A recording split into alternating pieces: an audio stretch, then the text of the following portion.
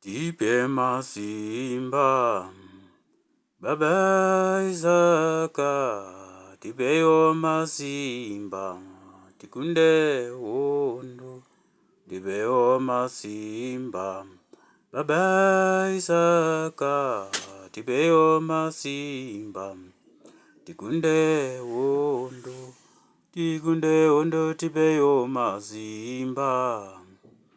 Baba Isaka, tipeyo masimba, tikunde wondo. Ya Yemeni. Hello Zimbabweans, I come to you yet once again with my Dendemaro sermons. Today I am going to be discussing part 2 of my Chimurenga political cotyledons of Zimbabwe.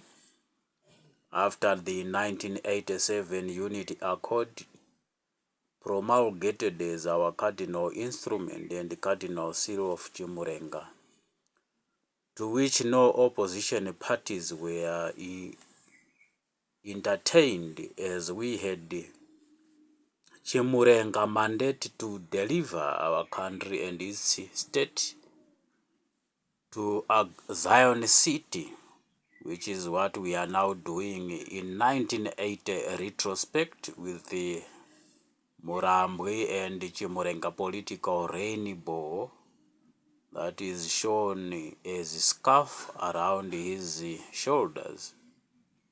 So yes, today I'm going to be pinpointing duties of our cotyledons in Zipra of King's Chamber combatants of Mutwakas and Zanla of Queen's Chamber of Mashonaland King Queen's Chamber respectively.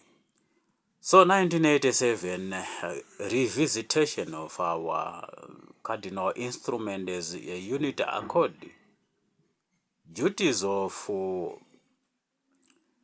King's Chamber representatives were that of constituting provincial atonement chamber circuits, with the ZANU-PF providing atonement chamber incumbents.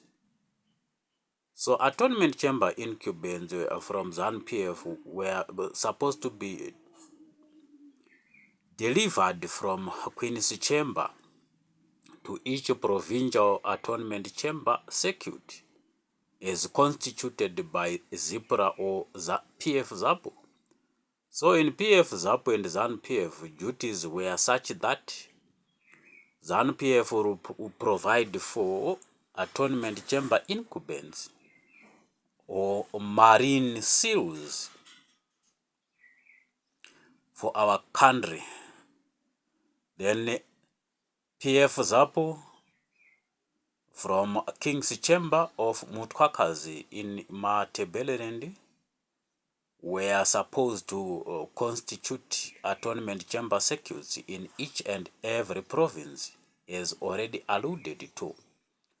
So yes, we had the Peace and Reconciliation Commission, you remember, that was commissioned and with the Dr. John Landangomo as the chairman there, with other stakeholders as chosen by the state. So this endeavor, the Peace and Reconciliation endeavor, continued with General Mohadi, our second vice president, in representation of King's Chamber of Mutwakas. In consultation with Dr. Teurairopa Mugari, then as Mujuru, who was supposed to mobilize atonement chamber circuit incumbents for each and every province. Unfortunately, along the way, opposition parties were created, and this endeavor was frustrated. Each and every attempt was frustrated along the way. So what we are now advocating for in retrospect of 1980 is such that we continue with the objective as set for Patriotic Front with the Chimurenga mandate to deliver our country and its state to Zion city of spiritual embassies after exhausting our Dendemaro visitations. Remember, as already alluded to, we are supposed to gather at Zimbabwe grounds in Highfield. Then from there, we are led to Parliament and Senate Dendemaro at Kuda Kwashe Primary School in Glenora B. From that Atonement Chamber Circuit as set, we are again led to the Atonement Chamber Circuit or Dendemaro for our Senate and Presidium, which is at Shiriedenga Primary School in Glenora A. From there, we proceed to Atonement Chamber Circuit or Dendemaro for our chieftains and its localized Shekinah priesthood. Dendemaro re Madzishe ne Makombwe.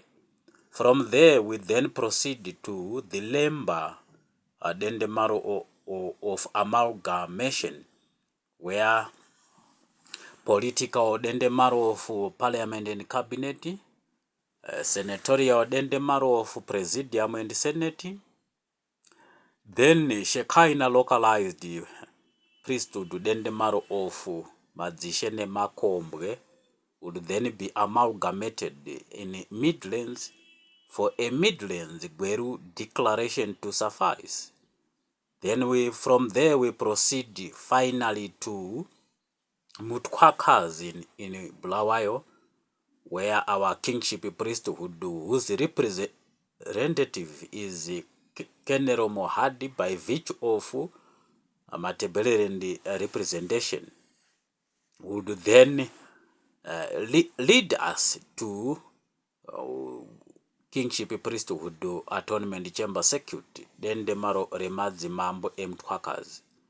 From there we then proceed finally to our priesthood atonement chamber circuit at Great Zimbabwe, Zion City of spiritual embassies, is already alluded to. So wanababa, nyaya Dendemaro hatisi kuzorora kukuudzai kuti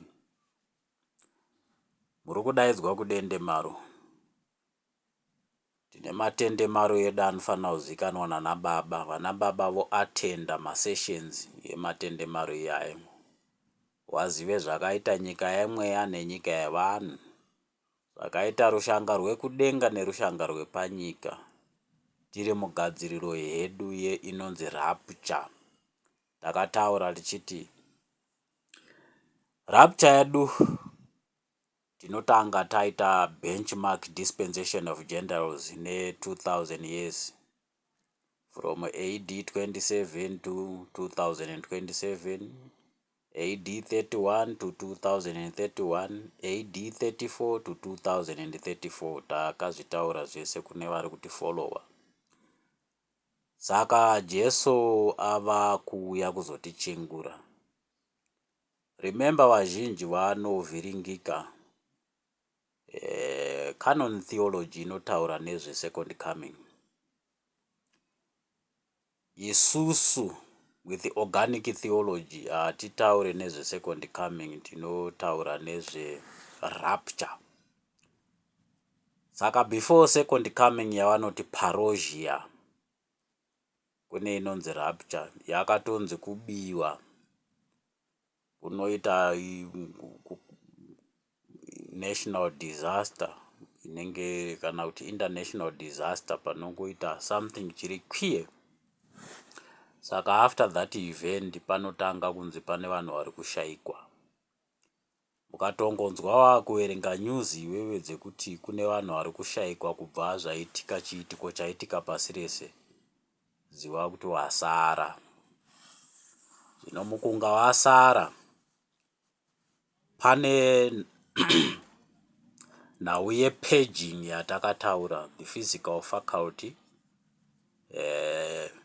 in paging the mental faculty. Izvo zvicharandutsirwa naIshe Jesu paparousia paanoita end the paging of mental faculty by the physical faculty,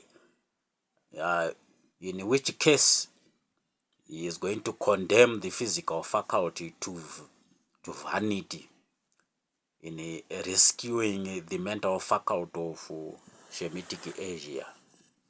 Ndomamiriro achaita nhau dzedu. Saka Jesu achatanga kukoshesa mweya. Vakatenda kumweya, vakachingura masakaramende, kutanga sakaramende yerubhabhatidzo, ndokubva vachingura dende maro. Ivava ndo vachanga vachiwana dzidziso dzekuti tapapi, wedu we gadzirirai, wedu we mwire zvakanaka here, Ishe nokuti tine mudende maro rimwe nerimwe munanga muina makoti. Makoti unenge achimirira chikomba, ndiye anenge achiwerenga nhau dzemweya kuti dzaapapi, watinoti mwenga wedende maro. Saka mwenga wedende maro isusu manje anenge achitibatsira neanonzi maapparitions. Saka isusu patinenge tichipinda mudende maro rimwe nerimwe tinenge tina dende maro incubende, makoti anenge aine concubines ake, atinoti provincial concubines, wana makumbi wematunhu wari 4.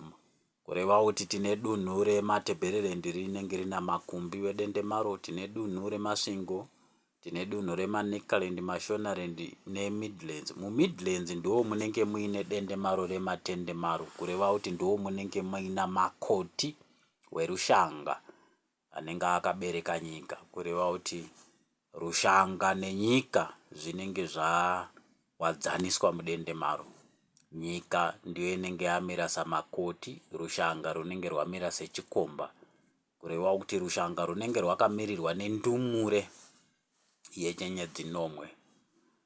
Nyika inenge yakamirirwa namakoti wemweya anenge akamirira mapegi manomwe aya atakataura akaiswa naPeter Masedza.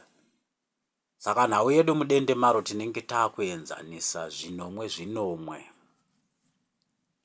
zvedu, mapegi esungano itsva, mapegi erupao rwesungano itsva akaiswa naPeter Masedza, kureva kuti tinenge takuti pegi yedu yekutanga muushe hwaShe Chiwero, pegi yechipiri muushe hwaShe Nyamweda, yechitatu muushe hwaShe Chihota, yechina Budungwiza pamutumbi mutatu Mbuya nehanda Kagui Chaminuka, yechishanu inowanikwa kwakare muushe hwaShe Neshangwe Kunjanja mudende maro rana Chinyemba.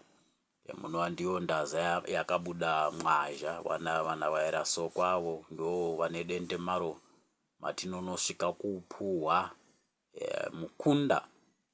Mukunda waGambiza anenge achinzi ndiye musutswi wedende maro revaApostora, ndiye uchabva atransferiwa kuenda kuGweru mudende maro rematende maro paamalgamation of atonement chamber circuits in respect of the physical, spiritual and the mental faculties atonement chamber.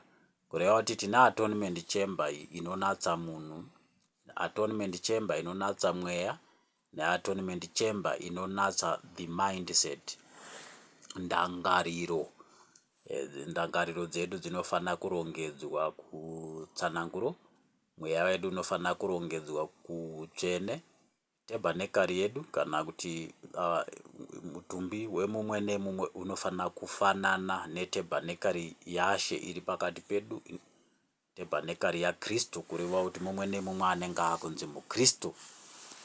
Nyenyedzi dzedu dzichikwenenzverwa muZion City of Spiritual Embassies, mushure mekunga Christian convener wedu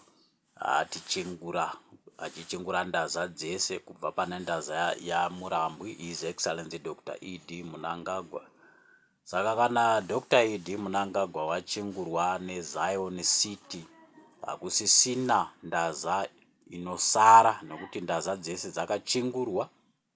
Mushure mekunga ndaza dzese dzachingurwa sekugara kutaura kwatinoita, Baba Noah wakabva waisa a political rainbow of Chimurenga pamutsipa waMurambwi. Baba Wimbo ndobva waisa chirahwe chesungano yekare pamutumbi mitatu yambuya nehanda, the physical faculty, presence as a statue, the spiritual faculty, that sacred a black cloth, then the mental faculty, that lion puppy kahanda kari pachitsitsino chake. Ndokubva kwataita mwaka wekutsvaga vaprofita vangadudzira nekurapanura zvirahwe izvi. Tamu the 6th year now, pawiki yatakapuwa yekunzi pakashayikwa muprofita anorapanura zvirahwe izvi, nyika inogona kuita bishi. Saka from 2018 pazadziswa chiprofita chaEzekiel che70 years, from 1948 to 2018 takabva tapinda musizeni yematende maro inouya muzita raMikairi. Seri kwesizeni iyoyi takataura 2035 tinenge taupinda musizeni yerapture inouya muzita raJehovha, taakurongedzwa kuhumanitarian Sabbath day in heaven in 1000 years. Saka nhau yedu tiri kungotsvaga kuti dai Zimbabwe yangoenda yese parapture, tonotora dendemaro kudenga tichimirira kugadzikana kwezvinhu kuEurope neAsia, nokuti Ishe wedu Jesu Kristu kuuya kwaachaita kuzotichingura isu semaGentiles anouya mumweya, kuuya kwaachaita to end the purging of mental faculty, the Shemitic mental faculty of Adamic progeniture by the physical faculty of the Japhetic progeniture of Adamic progeniture. Izvozvo inenge yakunzi parousia. Parousia inobatwa zvakanaka naDaniel chapter 2 paanotaura nezve dombo reZioni richiputsanya the protocol of physical faculty, yakaverengwa vakarota Nebuchadnezzar kuBabylon achirota the physical faculties protocol in Babylon, Middle Persia, Greece, Rome and Europe as it is today as the 7th and final physical faculty in the order of Egyptology, or the order of earth. Egypt simply means earth. Egyptology is the study of earth and its evolution from the physical faculty that we mentioned, Egypt, Tower of Babylon, Medo Persia, Greece, Rome and Europe as it is today as the 7th and last physical faculty in protocol that is going to be dismantled by the Prince of Peace, represented by the rock from Zion, according to Daniel. So before we touch on Daniel and Parousia, we have got to concentrate on Ezekiel and the 70 years from 1948, which ended 2018 with a political rainbow coming from St. Noah Taguta and ndo yamunoti scarf yachitori chirahwe. Saka Murambwe akauya nezvirahwe zvinofana kurapanurwa nemuprofita. Takakumbira tichiti kune vakakomba Murambwe vachiti vanoprofita yero basa rapanurai chirahwe chambuya nehanda as our Old Testament Triune testimonial faculties in the physicality as mbuya nehanda statue, the spirituality represented by that sacred cloth, and the mental faculty is represented by Lion of Judah, or that lion puppy we call Handa, and in our reference to Mbuya ne Handa, our Afro-Asianic bond of contention, uniting the kingship priesthood of Solomon and our Shekinah matriarch, Queen of Sheba. We have since been giving you a catalogue of cardinal events from Zion, King David, King Solomon, Meneleki, Murenga, then our nation, Zimbabwe, it's Triune testimonial faculties, the priesthood faculty, which is our mental, referred to as Murenga priesthood. Our physical faculty is the patriotic front, and our spiritual faculty in the order of Gabriel, of Johann Masowe, whose dispensation ended with the death of our legend, Comrade Robert Gabriel Mugabe. After the end of that dispensation, in the order of Gabriel, we are now rewinding dispensation of Melchizedek from Marange to Murambwe, His Excellency Dr. E.D. Munangagwa, with Dr. E.D. Munangagwa coming into the fore with the Chimurenga political rainbow that is seeking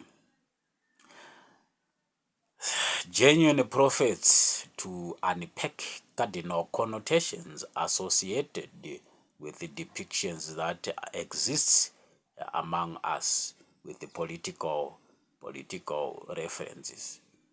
I thank you, Zimbabweans. God bless. Zvakanaka Jeremiah, takuteta Daniel, Elijah stay. Tinengoma, tinengoma. Tinengoma, tinengoma.